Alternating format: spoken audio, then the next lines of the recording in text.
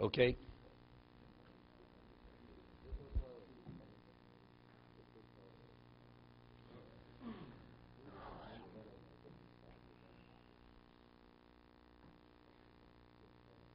Okay, we left off 178.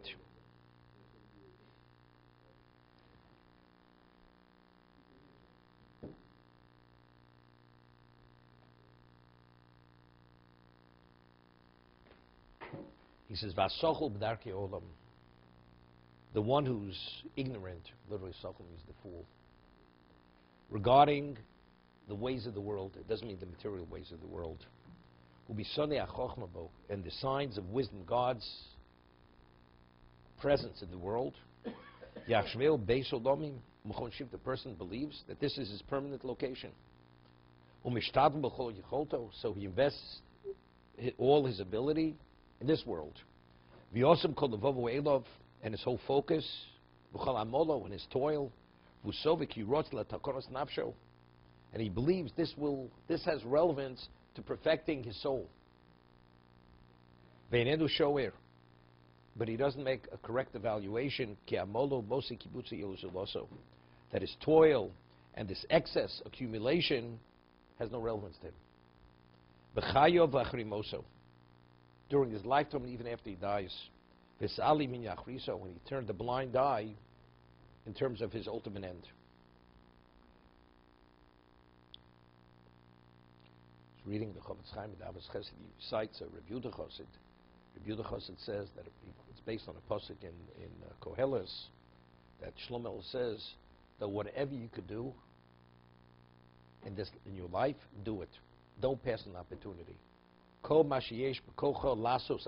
Whatever you have within your ability to do during your life of vanity, because ultimately, the end of the day is the sheol, is the grave. Because once you hit the grave, you can't do any longer. Therefore, whatever you can do, you should do. So he goes and he cites Rabbi Yehuda Chassid that very often people, even if they leave a will, the children should abide by the will. They get stuck on their behalf to support this and this, whatever it is.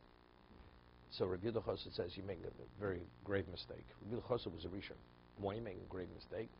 Because very often children don't always follow the wishes of the parent. You know, he says money, people have conflicts of interest. And they feel that that their needs are greater than the person's needs. But they don't realize how needy a person is after he dies. They don't realize that, that's firstly. Secondly, he says that even though if they carry out the wishes of the parent, but because the need is every moment, and they don't realize, so they may delay it, they may do it later. It's like a person, you know, the story of Nochem Mishgamzu, he turned around, because he didn't give the morsel of bread to the person, he died, he attributed his death to himself, because that delay. He says, a person, after he dies, you never know when he needs the merit of the mitzvah. So the children, they're respectful, they'll learn, but right now they're preoccupied. They're not able, for whatever reason, justifiably, but factually, the father is left abandoned. And it's something which he needs badly, he needs that schus. Therefore, he says you should do everything before you pass away. That you set up a fund where the principle's intact, the profit continuously supports whatever it is. Torah, poor, whatever it may be, the free loan, and that's what he explains. But he says even more people, the children don't abide very often by the wishes of the parents, and they feel that their needs are greater than his, and the parent would understand, and therefore it's okay what they're doing. That's how they justify it. It was known, Joe Gruss gave all his charity in his lifetime. Whatever he gave, he said, I want to give it when I'm alive, not after I pass away. Whatever he gave. Did not wait for afterwards. Also, Joe Tenenbaum from Toronto. He's the one who gave all the money for all the kiruv. Built Or Sameach in Israel, many institutions. Most of his money went to Israel, building various kiruv institutions for men and for women, that kind of thing. He said, when I'm alive, I'm giving it. After I die, what's left is for my children, but I do whatever I do is when I'm alive. That's what he said. Okay? That's what Chovos HaLevavos says. Yeah. No, but he says people, they believe, you know, I always say, you know, tikkun olam. You know, they don't have a sanitation system in Nigeria. Tikkun Olam, that's going to do a lot for you in the Shama. You got it. You know, you got to clean up your own waste before you worry about their waste.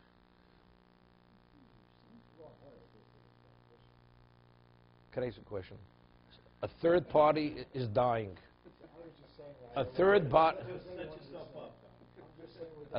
God forbid, I always say this, a stranger needs bread, and your own child needs bread, yeah? And if you don't give bread if you give the one piece of bread you have to the stranger, God forbid your own child starves to death. Who do you give it to the stranger? It's cruelty.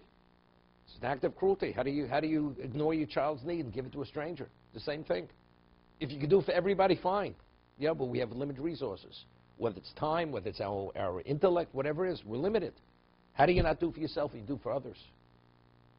Why is Israel the first responder to all these catastrophes? It's all political. It's all political. No, but it's also Nothing. It's not Kiddush Hashem. It's nothing. Go to Haiti and ask him what the level of appreciation was, what we did. Ask Obama that we helped his brothers in Haiti and ask him what's his level of appreciation. Who's in Kiddush Hashem for who? We're talking Kiddush Hashem. It's not Kiddush Hashem. It's not valued.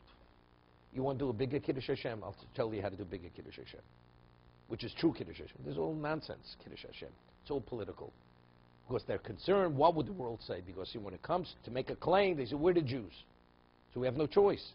Because the other way, there'll be a claim against us.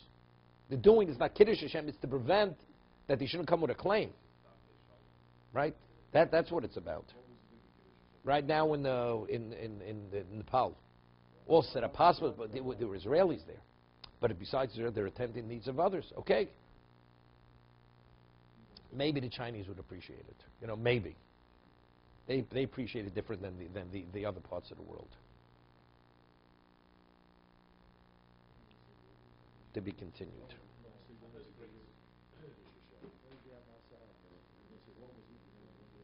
Putting your money into Torah, yeshivas, and that, making religious Jews. That's a Kiddush Hashem.